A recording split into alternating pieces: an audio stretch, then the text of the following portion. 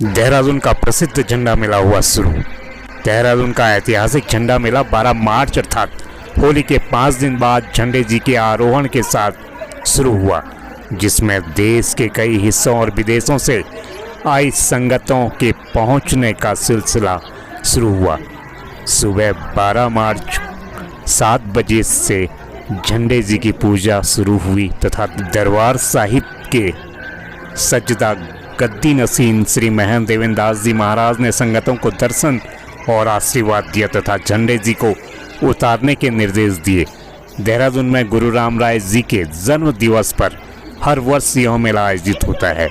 उन्हीं को देहरादून का संस्थापक माना जाता है। झंडे जी का उतारने के बाद दूध, दही और गंगा जल से स्नान कराया जाता है और उन्हें गिलाफ चढ़ाया जाता है और दोपहर 2 बजे से गिलाफ चढ़ाने की प्रक्रिया शुरू होती है तथा श्रद्धालु 86 फीट ऊंचे झंडे जी की लकड़ियों की कैंची के सहारे खड़ा करते हैं और वातावरण गुरु राम राय जी महाराज की जय और जय बोलो से सोनिहाल सत श्री अकाल दरबार साहिब की जय के साथ संपूर्ण वातावरण गूंज उठता है। वर्ष चैत्र माह की पंचमी को मनाया जाता है और इस बार ये तिथि 12 मार्च को रविवार के दिन पड़ रही है। इसका मुख्य आकर्षण जो दरबार साहिब का पश्चिमी द्वार है, वहाँ पे विशालकाय झंडारोहण से होता है और जो वर्तमान में स्थित झंडे जी हैं,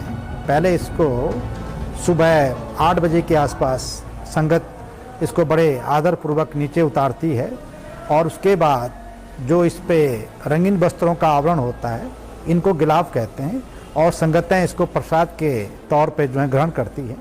और उसके बाद जो झंडे जी हैं, जो ध्वज दंड हैं, उसको गंगा जल, घी, दूध, दही से नहलाया जाता है और फिर ये प्रक्रिया सुबह 9 बजे से लेकर और 2-2:30 बजे 3 बजे तक चलती रहती है। उसके बाद इस पे जो है नए वस्त्रों का आवरण, जो गिलाफ मैंने अभी बताया, सबसे अंदर जो है मार्किन के सादे गिलाफ चढ़ाए जाते हैं। उसके बाद इनकी संख्या 41 होती है और उसके बाद सनील के गिलाफ इनकी संख्या 21 होती है और जो सबसे बाहर से दिखता है जिसके दर्शन होते हैं, उसको दर्शनी गिलाफ कहते हैं, ये चढ़ाया जाता है।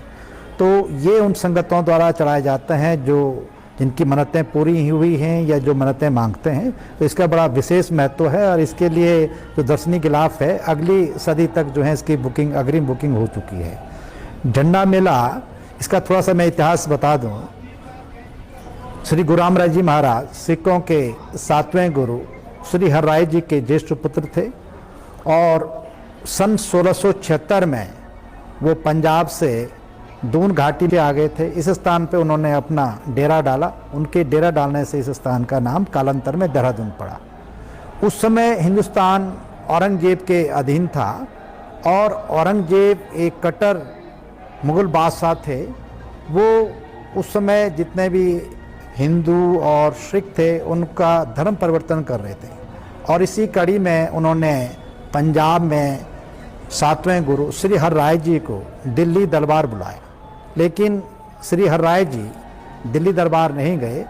वहाँ पे उनके सबसे ज्येष्ठ पुत्र श्री गुरु राम राय जी महाराज बैठे थे। उन्होंने पिताश्री से कहा कि आप मुझे आज्ञा दें तो मैं दिल्ली दरबार जाता हूँ। तो पिताश्री ने, गुरु हर राय जी ने श्री गुरु राम राय जी को आज्ञा दे दी और श्री गुरु राम राय जी महाराज जो हैं दिल्ली दरबार पहुँचे। तो दिल्ली दरबार, औरंगजेब के दरबार में जो मौलवी थे, दरबारी थे, उन्होंने श्री गुरु राम राय जी महाराज की विभिन्न परीक्षाएं ली और श्री गुरु राम राय जी महाराज ने वहाँ पे बहुत सारे चमत्कार दिखाए और औरंगजेब उनकी चमत्कारिक सिद्धियों से बहुत प्रभावित हुआ और उनको हिंदू पीर, कामिल फ़कीर की उपाधि दी। और गुरु राम राय जी दिल्ली दरबार से वापस पंजाब गए तो उनके पिता श्री गुरु हर राय जी उनसे नाराज़ हो गए कि आपको दिल्ली दरबार में जो है अपनी चमत्कार सिद्धियों का प्रदर्शन नहीं करना चाहिए था। तो उनको गुरु गद्दी नहीं दी गई और श्री गुरु राम राय जी महाराज पंजाब छोड़ के इस घाटी में आ गए और उन्होंने यहाँ पे डेरा डाला, तपस्या की और तब से ये परंपरा सन 1676 से निरंतर जारी है और संगतें जो हैं यहाँ पे दर्शनों के लिए आती है। दरबार साहिब, झंडा साहिब में मत्था टेकती है और अपने को सौभाग्यशाली मानती हैं और इस समय जो दर्शनी गिलाफ है, जो संख्या में एक चढ़ता, जो सबसे भारी आवरण होता है, इसको चढ़ाने का सौभाग्य जालंधर के हमारे सेवक संसार सिंह को मिला है। संसार सिंह जी अपनी पत्नी के साथ जो हैं काफ़ी समय से, सालों से अमेरिका में हैं, तो उनके बेटे बलिंदर जी इसको चढ़ाएंगे। तो बहुत सौभाग्यशाली हैं। कई वर्ष, आज से 30-35 साल पहले उनके पिताश्री ने दरबार में कोई मन्नत पूरी होने पे दर्शनी गिलाफ को चढ़ाने की जो है अर्जी लगाई थी। तो इस बार उनको ये अवसर मिल रहा है। झंडा मेला प्रेम, सद्भावना, एकता और आस्था का मेला है।